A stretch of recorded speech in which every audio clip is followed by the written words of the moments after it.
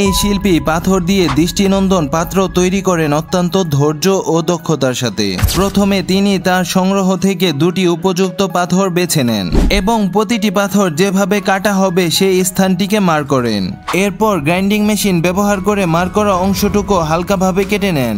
পরবর্তী ধাপে একটি বিশেষ যন্ত্রের সাহায্যে গোলাকৃতি করে কাটেন এবং হাতুড় ব্যবহার করে সেই কাটা অংশগুলো আস্তে আস্তে ভেতর থেকে সরিয়ে আনেন। এরপর আরও একটি মেশিন দিয়ে পাত্রের ভেতরের অংশ মসৃণ করে তৈরি করে ফেলেন একটি চমৎকার পাথরের বাটি।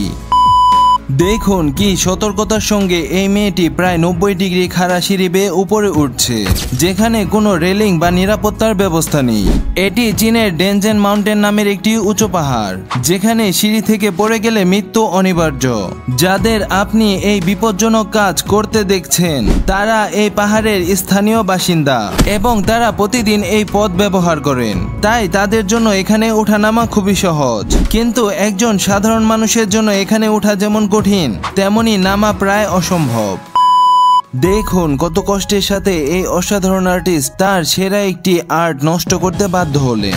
কারণ কিছু মানুষ আছে যারা অন্যের প্রতিভাকে দেখতে পারে না, তারা কেবল কথার ছুরি চালিয়ে অন্যকে কষ্ট দিতে ভালোবাসে। এই শিল্পীর এমন অসাধারণ ট্যালেন্টকে তারা ফেক বলে আখ্যায়িত করেন। তাদের দাবি এর ভেতরে একটি ফটো রয়েছে, তাই এই আর্টিস্ট তাদের অযৌক্তিক দাবিকে মিথ্যা ও নিজেকে রিয়েল আর্টিস্ট প্রমাণ করতে তার এমন অসাধারণ আর্টকে নষ্ট করলেন। এটি শুধু একটি আর্ট নষ্ট নয়, বরং মিথ্যার বিরুদ্ধে নিঃশব্দ প্রতিবাদ। দেখুন এটি হলো একটি অসম্ভব সুন্দর ও ভয়ঙ্কর পাহাড়ে ওঠার সিঁড়ি। এর নাম হলো স্টয়ারওয়ে টু হেভেন ভিয়া ফেরাটা।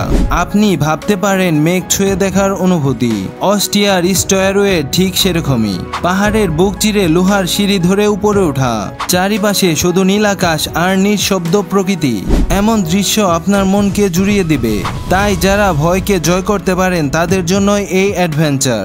এই অ্যাডভেঞ্চার না করলে বুঝতেই পারবেন না আমাদের এই পৃথিবী কতটা সুন্দর হতে পারে। দেখুন এই ব্যক্তিটির অসাধারণ আর্টওয়ার্ক। তিনি ছন ব্যবহার করে এমন চমৎকার ঘরের চাল তৈরি করেন যা সত্যি তাক লাগিয়ে দেয়। প্রথমে ঘরের চালের উপর এভাবে ছন বসাতে শুরু করলেন। ধীরে ধীরে একটু একটু করে তিনি ডিজাইন তৈরি করতে লাগলেন। প্রতিটি অংশে দেখা যায় তার নিখুঁত পরিকল্পনা ও দক্ষতা। তারপর তিনি সেগুলোকে জোড়া লাগান বিশেষ কৌশলে। তার কাজের কৌশল সত্যি চমৎকার। এক সময় দেখা যায় ছনগুলো মিলে একটি অপরূপ ঘরের চাল তৈরি হয়ে যাচ্ছে। অবশেষে যখন কাজ সম্পূর্ণ হয় তখন তা দেখে সত্যি মন ভরে যায়। এই ঘরের চাল শুধু দেখতে সুন্দর নয়, প্রাকৃতিকভাবে টেকসই ও পরিবেশ বান্ধব।